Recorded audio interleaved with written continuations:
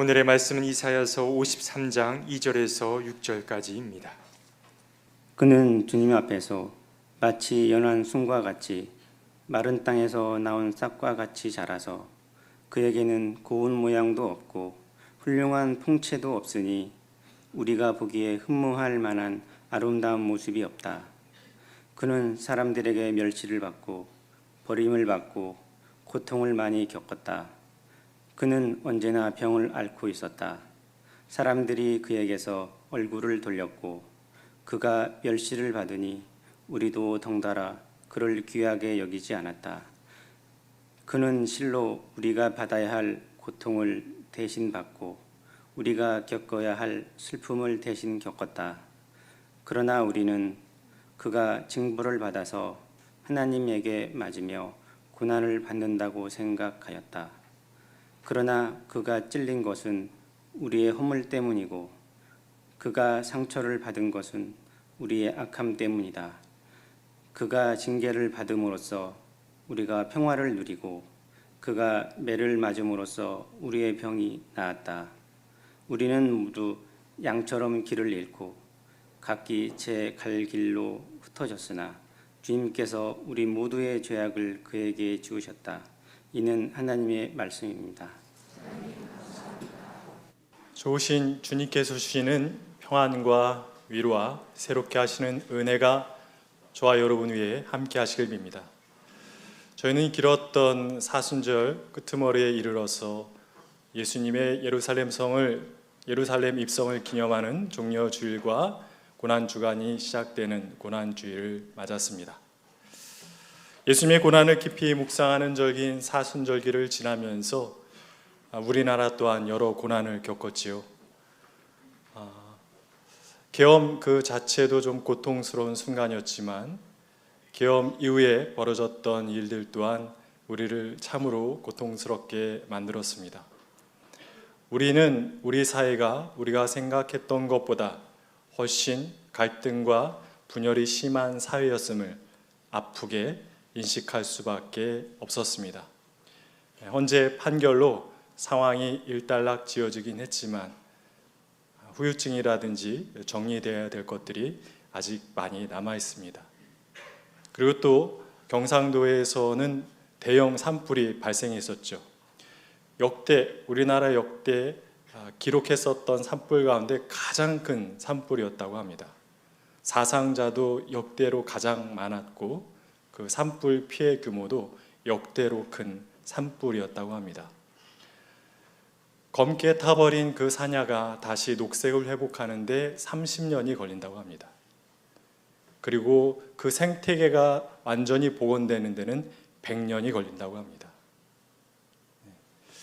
무엇보다도 이 산불로 가족을 잃은 이들, 그들이 아픔을 딛고 다시 일어서는 데는 상당히 많은 시간이 걸릴 것이고 또 산불을 통해서 크게 상처를 받은 사람들, 신체 상처를 받은 사람들은 나음을 입는데도 또 시간이 걸릴 것입니다. 또 집이 전소된 사람들이 다시 집을 짓고 거기에서 일상을 회복하는 데도 꽤 많은 시간이 걸릴 것입니다.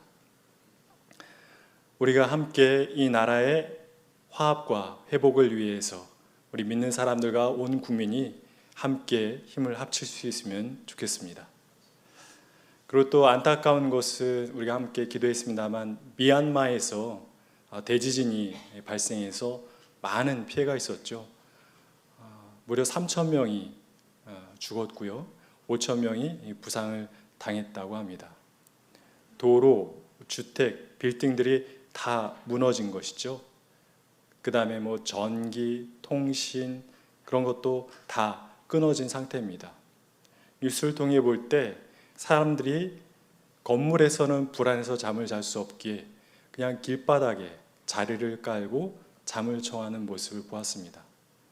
너무 안타까운 상황이 아닐 수 없습니다.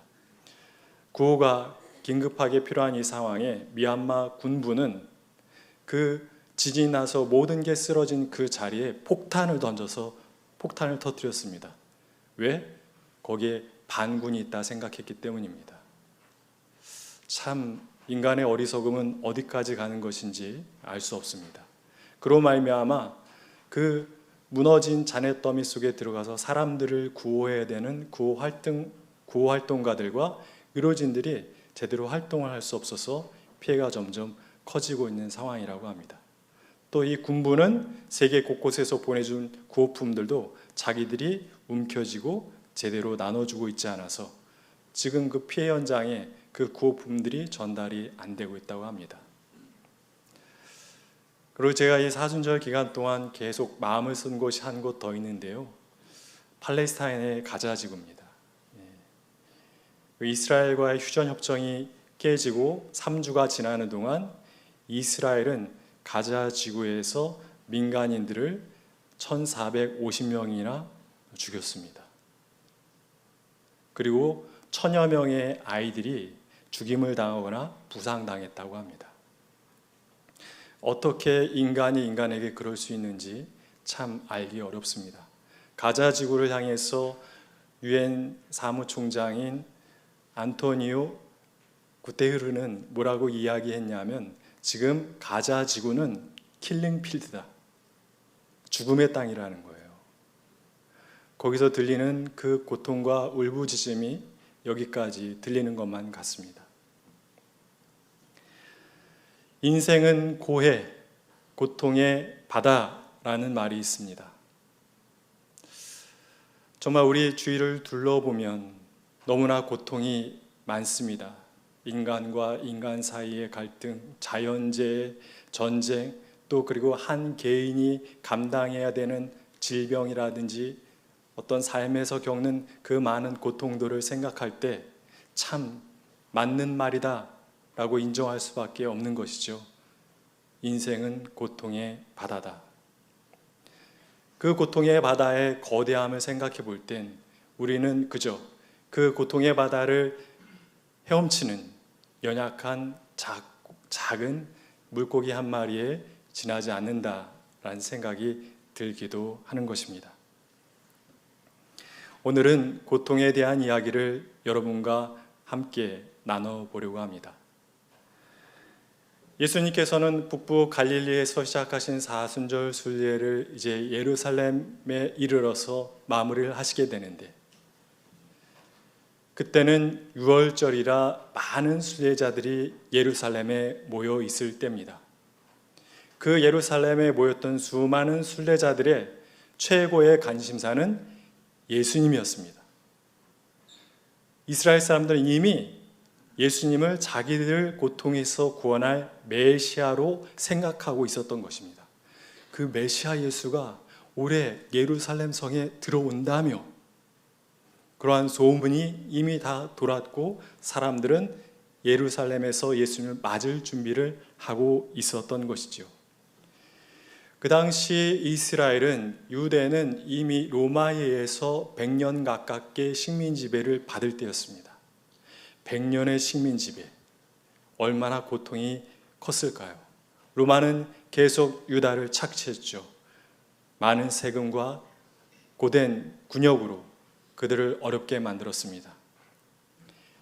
그리고 AD 6년에는 갈릴리 지역에 있는 세포리스라고 하는 도시 사람들이 이 로마의 폭력을 견디지 못하고 반란을 일으켰습니다. 더 이상 못 살겠다 하고 반란을 일으켰는데 로마는 군대를 동원하여 아주 무자비하게 사람들을 학살시켰습니다. 그래서 세포리스로 들어가는 그 길목 양쪽에 십자가를 2,000개를 세웠고 2,000명을 매달아 죽였습니다. 사람들이 매달려 죽은 2,000개의 십자가가 그 길에 놓여 있었던 것이죠. 예수님도 그 갈릴리 지역에 사셨기 때문에 어렸을 때 그 참혹한 광경을 보셨을 수 있는 확률이 무척 높습니다. 그렇게 그 유대인들이 로마를 향한 그 반감과 더불어서 메시아 등장에 대한 기대감이 높았던 것이죠. 예수님께서는 그러한 유대인들의 기대를 아셨고 기대에 부응하려는 듯이 특별하게 예루살렘 성에 입성하십니다. 보통 순례자들은 그냥 걸어서들 오지요. 예수님께서는 걸어서 예루살렘 성에 들어가지 않고 제자들을 시켜서 나귀를 한 마리 끌어오게 하시고 나귀를 타고 특별하게 입성을 하셨습니다. 그것은 예언의 말씀을 이루기 위함입니다. 주전 6세기의 예언자인 스바냐는 뭐라고 예언하냐면 구원할 자가 오실 텐데 그가 나귀를 타고 예루살렘 성에 들어가실 것이다 라고 예언을 했습니다. 그 예언 성취를 이루려는 듯이 예수님은 나귀를 타고 예루살렘 성에 입성하신 것이죠. 정말로 누가 보아도 메시아로 구원자로 예루살렘 성에 들어가시는 거였고 사람들은 예수님을 메시아로 환영했던 것입니다. 그뿐이 아니었죠. 사람들은 예루살렘 성에 들어오시는 예수님을 바라보면서 손에 종려나무 가지를 들고 흔들었습니다. 여기도 오늘 제단 당식 종려나무가 되어 있지요. 그것은 예전에 어떤 역사적 사건을 회상하는 일종의 기억 세레모니였습니다. 주전 141년에 그 당시 예루살렘과 유다는 셀루쿠스의 식민 지배를 받을 때였었는데요. 압박이 너무 심했고 셀루쿠스는 유대인들에게 제가 얼마 전에 설교 시간에 말씀드렸던 것처럼 유대교를 버리고 헬라 종교를 받아들이고 강요했거든요. 그래서 견디다 못해서 일어섰습니다. 전면에 나서서 이 유다 민족을 이끌었던 집안이 있으니 그 집안이 이름하여 마카비 집안입니다. 그리고 전쟁에서 많은 승리를 거두었어요. 그래서 이 집안이 왜 마카비 집안이냐면 마카비가 망치라는 뜻입니다. 망치로 로마를 물리쳤기 때문에 그 집안을 망치 집안이라고 불렀어요. 주전 141년에는 그 마카비 집안의 시몬이라고 하는 이가 그 예루살렘을 지배하고 있었던 셀루쿠스 군대를 다 물리친 겁니다. 그리고는 예루살렘을 회복해서 예루살렘 성으로 들어갔어요. 그때 예루살렘에 있던 유대인들은 너무 기뻐가지고 그 마카비 시몬을 기쁘게 맞아야 되는데 그 기쁘게 맞이한 방법이 바로 저 종려나무 가지를 들고 막 흔들면서 그를 환영하는 거였습니다. 그 승리에 대한 기억, 예루살렘 회복에 대한 기억, 그 구원에 대한 기억을 가지고 예수님 당시의 사람들도 예수님을 종려나무 가지를 흔들면서 맞아 드렸던 것이죠. 뭐라고 외쳤습니까? 호산나 다윗의 자손이여 우리를 구원하소서. 이 구원하소서라고 하는 이 외침은 정말 간절한 외침이었어요. 목이 터져라 간절한 소망을 담아서 이 로마의 압제로부터 우리를 구원해 주십시오 라고 하는 울부짖음이 담긴 외침이었던 것입니다. 예수님이 이스라엘의 구원, 예루살렘의 구원을 위해서 입성하신 건 맞습니다. 그런데 유대 사람들이 생각했던 구원과 예수님이 생각했던 구원은 달랐던 것이지요. 유대 사람들이 기대했던 구원은 마카비 시몬이 이루었던 그런 구원이죠. 로마를 완전히 싹 쳐내고 물리치고 그들을 죽임으로써 예루살렘을 회복하는 그러한 구원. 예수님을 따르던 사람들이 무척 많았죠. 구름대 같았습니다. 거의 유대 민중 대부분은 예수님을 따랐죠. 그리고 예수님의 12제자 가운데는 열심당원이 있었습니다. 열심당원이 누구냐면 로마에 대항하여서 무력 항쟁을 벌였던 일종의 게릴라 전쟁을 벌였던 사람들이에요. 예수님의 제자 가운데도 그 열심당원이 있었죠. 그러니까 예수님은 당신을 따르는 구름대 같은 사람들과 그 열심당원들을 규합하면은 시몬이 그랬던 것처럼 예루살렘에 있는 로마 군인들을 다 학살하면서 유대 사람들의 기대처럼 예루살렘을 회복할 수 있었습니다. 그러나 그 길은 예수님의 길이 아니었죠. 예수님은 고통의 문제에 대해서 그런 식으로 해결하기를 원치 않으셨던 것입니다. 주전 6세기 남유다는 바벨론이라고 하는 제국의 공격을 받아서 멸망합니다. 그리고 그 유대 사람들은 바벨론의 포로로 끌려가서 살게 되지요. 이스라엘 사람들은, 이 유다 사람들은 나라의 멸망을 하나님의 심판과 하나님으로부터 버림받음으로 받아들였어요. 우리가 하나님께 죄를 져서 하나님께서 우리를 버리셨구나.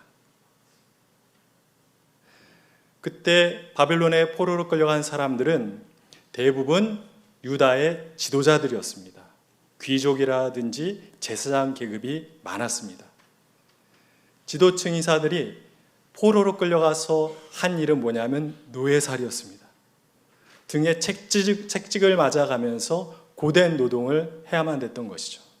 하나님께 버림받은 멸시와 추락, 고된 노동, 그것을 하루하루 힘겹게 견디며 사는 것 같지 않은, 죽지 못해 사는 삶을 그들은 살아야만 됐던 것입니다. 그들의 고통이 얼마나 컸겠습니까? 그렇게 나라가 멸망하고 바벨론에 끌려가서 노예로 살던 유다 사람들을 향해서 하나님의 말씀을 선포한 예언자가 있었으니 그 예언자가 제2 이사야입니다.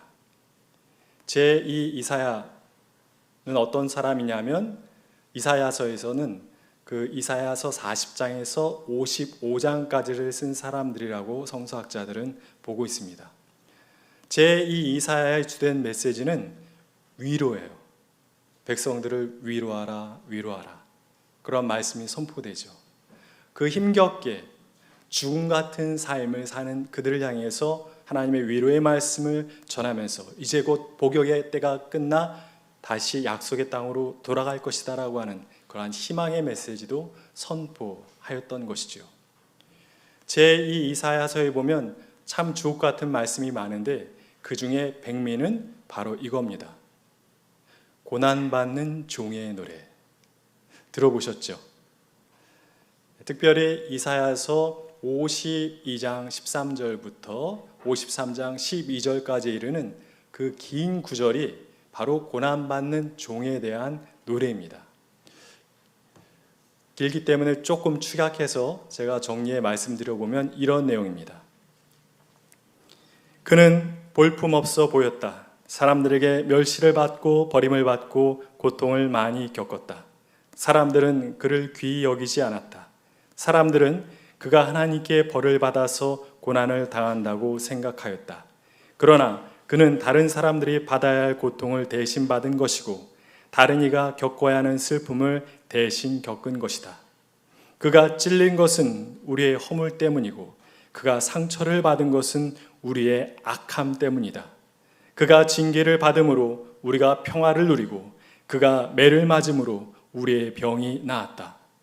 우리는 양처럼 제 갈 길로 흩어졌으나 주님께서 우리의 죄악을 그에게 지우셨다. 그는 굴욕을 당하고 고문을 당하였으나 잠잠한 양처럼 아무 말도 하지 않았다. 그는 많은 사람의 죄를 대신 짊어졌고 죄 지은 사람들을 살리기 위해 중재에 나섰던 것이다. 이런 사람 살면서 보신 적 있습니까? 우리가 살면서 만나기 쉬운 사람은 아닙니다. 여러 가지로 특별한 사람입니다. 이 고난받는 종이 도대체 누구냐에 대해서는 여러 가지 의견이 분분합니다. 물론 우리 기독교인들이 봤을 때 고난받는 종은 누굽니까? 예수 그리스도죠. 너무 예수 그리스도죠. 마치 예수님이 고난당하시는 모습을 옆에서 직접 보고 한 줄 한 줄 적어나간 것 같이 예수님의 삶과 예수님의 고난과 정확히 일치합니다. 그러나 유대인들은 그렇게 생각하지는 않습니다. 유대인들은 이 고난받는 종은 장차 하나님의 심판의 때 자기들을 구원하기 위해서 오실 메시아라고 보거나 그보다 더 많은 유대인들이 그 고난받는 하나님의 종을 유대 민족 자신들이라고 생각합니다. 그 많은 폭력적인 제국의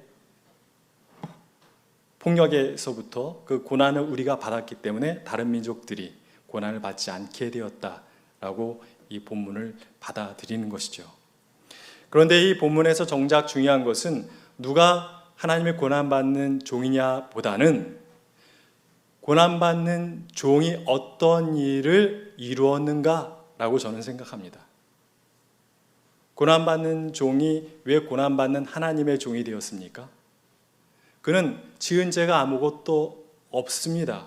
없지만 사람들에게 멸시를 당하고 버림을 당하고 매를 맞았어요. 그런데 그걸 통해서 고난받는 종은 사람들에게 무엇을 가져다 주었냐면 생명과 평안과 나음을 가져다 주었다는 것입니다. 보통 지은 죄가 없는데 그런 멸시와 버림받음과 매맞음을 당하면 우리는 어떻게 반응합니까? 발끈하지요. 그리고 어떻게든 대갚아주고 싶어 합니다. 근데 고난받는 종은 그러지 않았던 것이죠. 그래서 우리는 질문을 던져야 합니다. 고난받는 종은, 하나님의 고난받는 종은 어떻게 그럴 수 있었던 것이었을까? 이사야서 53장 11절은 이렇게 말합니다. 나의 종은 그의 지식으로 많은 사람들을 의에 이르게 할 것이다. 하나님의 종은 하나님의 종의 지식으로 그 고난 속에서도 많은 사람들을 의롭게 한다. 여기서 말한 고난받는 종의 지식은 바로 무엇을 통해 얻은 지식입니까? 고난을 통해 얻은 지식이에요. 고난을 통해 얻은 지식으로 많은 사람들을 의에 이르게 한다라고 이야기하고 있습니다. 그리스의 비극작가 아이스킬로스의 오레스테이아에 보면 제우스가 사람들에게 법을 선포해요. 그 법은 이것입니다. 고난을 통해 배워라. 어찌 보면 당연한 얘기 같죠? 고난을 통해 우리는 배울 수밖에 없어요. 그 실제로 우리는 고난을 통해 배웁니다. 뭘 배웁니까? 그 고난과 고통을 반복하지 않을 수 있는 방법을 배워요. 인간의 본능입니다. 어렸을 때 이렇게 장난치다가 호기심에 제 경험인데요. 콘센트에 이렇게 옷비누로 이렇게 한번 넣어본 적이 있거든요. 죽는 줄 알았어요. 그게 110볼트라 다행이었죠. 근데 두 번 다시 하지 않거든요. 고난은 우리로 하여금 그걸 반복하지 않도록 가르쳐줘요. 근데 사실 거기서 문제가 발생해요.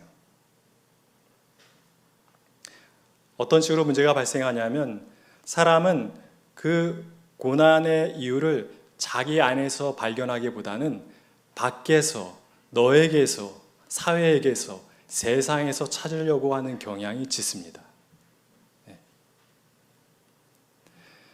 여러분들 아합과 나봇의 포도원 이야기를 아시죠? 어느 날 이 아합이 길을 가다가 나봇의 포도원을 봅니다. 너무 포도송이들이 탐스럽게 열렸어요. 아주 좋은 포도원이었습니다. 그래서 나봇에게 얘기합니다. 내가 돈을 줄 테니 포도원을 나에게 팔아라. 그러자 나봇은 이것은 조상이 저에게 물려주신 거고 제가 자손에게 물려줘야 될 땅입니다. 유산입니다. 그럴 수 없습니다. 그리고 그것이 하나님의 법입니다. 라고 얘기했어요. 궁정으로 돌아와서 아합이 고통스러워합니다. 끙끙 앓아요. 그러자 그 아내 이세벨이 묻습니다. 왕이시여 왜 그러십니까? 이차저차하다고 얘기합니다. 그러자 이세벨이 뭐라고 얘기합니까? 왜 그걸로 고통스러워합니까? 나봇을 죽이고 그 포도원을 취하시면 되지요. 아합이 고통을 겪은 이유는 누구에게서 시작됐어요? 아합에게서 시작됐죠. 아합이 욕심을 품었기 때문에 고통을 받은 거예요. 근데 이세벨은 그 고통의 원인을 누구에게 돌렸어요? 포도원을 팔지 않은 나봇에게로 돌렸습니다. 이 아합과 나봇의 포도원 이야기는 우리들로 하여금 중요한 사실을 깨닫게 해주고 있습니다. 그 사실은 무엇이냐면 우리 인간들 속에는 우리도 모르는 사이에 거대한 힘으로 작동하고 있는 고난의 이기적인 법칙이 있다라고 하는 것입니다. 고난의 이기적인 법칙. 그게 뭔지 아세요? 내 고통은 너의 고통보다 크다. 그게 고난의 이기적인 법칙입니다. 내가 포도원을 갖지 못함으로 느끼는 고통이 네가 죽어서 겪는 그 고통보다 이게 더 큰 거야. 극단적인 얘기긴 합니다만 정도의 차이가 있지 많은 사람들 마음속에는 그 고난의 이기적인 법칙이 작동하고 있어요. 그리고 개인과 개인, 집단과 집단, 국가와 국가 사이에 갈등이 일어나는 그 뿌리를 내려가면 거기엔 반드시 이 고난의 이기적인 법칙이 작동하고 있음을 발견할 수 있습니다.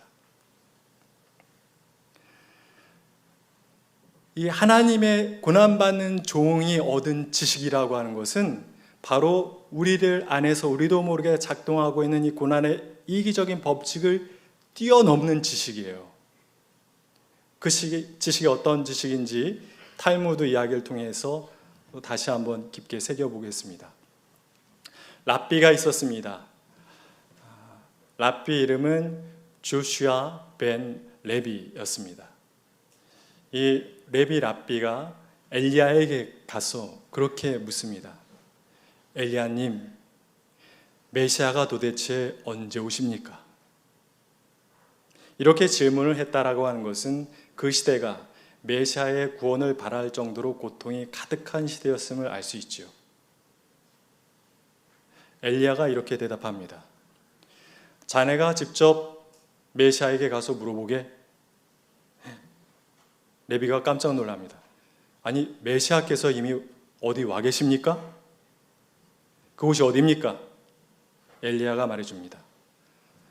성문 밖에서 상처받아서 붕대를 싸매고 있는 사람들 가운데 한 사람으로 앉아 계시네. 레비가 너무 기뻤어요. 그래서 성문 밖으로 메시아를 만나러 위해 가기 시작하다가 잠깐 멈춰서 다시 엘리야에게 묻습니다.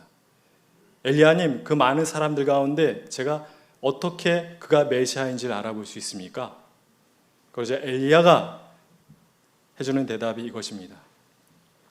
거기 있는 모든 사람들은 자기 아픔과 상처가 크다 생각하기 때문에 한꺼번에 상처를 감았던 붕대를 다 풀었다가 그리고 다시 그것을 다 동여맬 것이다. 그러나 그분은 상처 하나를 동여맸던 붕대를 풀었다가 다시 동여매면서 혼잣말로 이런 말을 하실 것이다. 여기에 있는 사람들 가운데 나의 도움을 필요로 할 수 있는 사람이 반드시 있을 거야. 그가 나에게 도움을 요청할 때 내가 지체 없이 응답하기 위해서 난 붕대를 이렇게 하나씩 풀고 하나씩 감아야 해 라고 말할 것이라는 것이죠. 무슨 이야기입니까? 아파 보니까 그 아픔이 얼마나 큰 것인지를 알게 되고 그 아픔이 이렇게 큰 것인지를 알게 되니까 저가 겪는 아픔도 내 아픔처럼 느껴지고 저의 아픔과 저의 고통을 조금이라도 치료하고 돌보는 데 도움이 되기 위해서 자기 아픔과 고통을 뒤로 물릴 줄 아는 지식, 그 마음, 그것이 바로 고난받는 하나님의 종이 고통을 통해 얻은 지식인 것입니다. 그리고 그 지식이야말로 예수님께서 우리를 향해서 품으셨던 마음이고 예수 그리스도 뒤를 따르는 우리 모두도 품어야 되는 마음인 줄 믿습니다. 아멘 속으로 다 하셨는 줄도 믿습니다. 지진 피해를 입은 미얀마와 산불 피해를 입은 영덕에 있는 한 교회를 주중에 좀 도왔습니다. 미얀마는 그 군부를 거치지 않고 직접 피해 지역에 구호품을 전해줄 수 있는 루트를 연결해서 도왔고요. 영덕의 교회는 이렇게 돕게 되었습니다. 제 지인 중에 경상도 쪽에서 목회를 하는 목사님이 계신데 전화를 걸어서 물어봤습니다. 우리 청파가 이번에 산불 피해를 입은 교회들 가운데 좀 어려운 교회를 좀 도왔으면 좋겠는데 아는 교회가 있으면 좀 소개해달라. 그랬더니 바로 그렇게 얘기를 했습니다. 영덕에 빛과 소금 교회라고 하는 교회가 있는데 그 교회는 작은 개척교회인데 청파교회처럼 생명과 평화를 지향하면서 목회하는 목회자가 있는 교회입니다.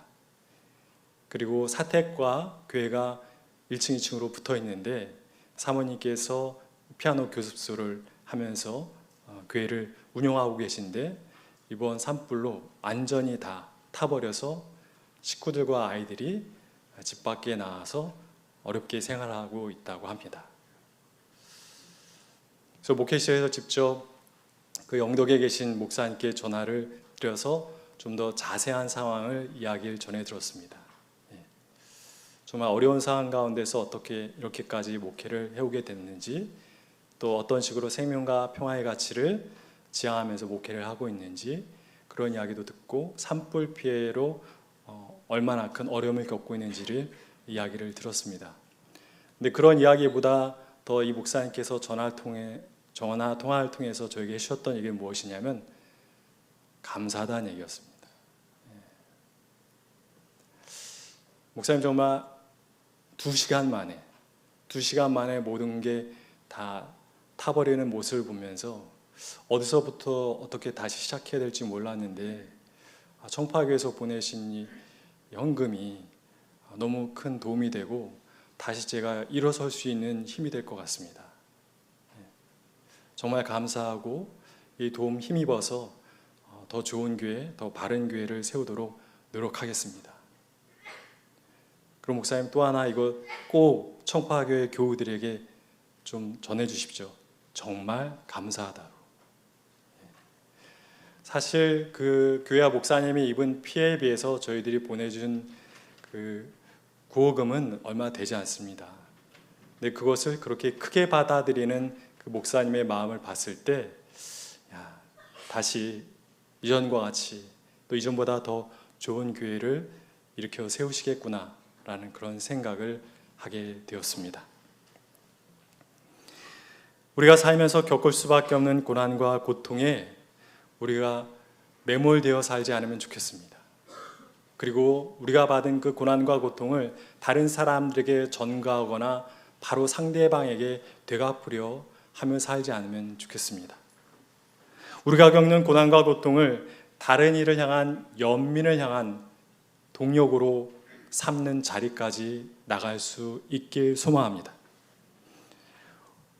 우리는 고통의 바다를 헤엄치는 한 마리의 작은 물고기에 지나지 않지만 우리가 그렇게 고난받는 하나님의 종의 마음으로 예수 그리스도의 마음으로 살아가다 보면 이 고통의 바다도 언젠간 생명과 평화가 넘치는 하나님의 세상으로 변하지 않겠습니까? 그 일 함께 기쁨으로 지금까지 감당해온 것처럼 앞으로도 계속 감당하는 청파의 모든 교우들과 이 시대의 믿음의 백성들이 될 수 있길 간절히 기원합니다. 주신 말씀을 기억하며 잠시 거듭의 기도를 드리겠습니다. 하나님, 고통의 바다를 허우적거리며 살아가는 우리를 불쌍히 여겨 주십시오. 우리는 자주 고통의 삼키움을 당하거나 내가 받은 고통을 바로 너에게 되돌려 주려고 합니다. 그로 인해 고통의 파도는 더욱 커져 우리를 더욱 고통스럽게 만듭니다. 주님, 우리에게 고난받는 하나님의 종 그리스도의 마음을 주십시오. 우리의 고난과 고통을 통해 너의 고난과 고통에 가 닿게 하시고 그런 깊은 연민을 통해 이 고통 가득한 세상을 하나님 나라로 바꾸어가는 이가 되게 하옵소서. 이 모든 것을 우리 주 예수 그리스도의 이름으로 기도합니다. 아멘.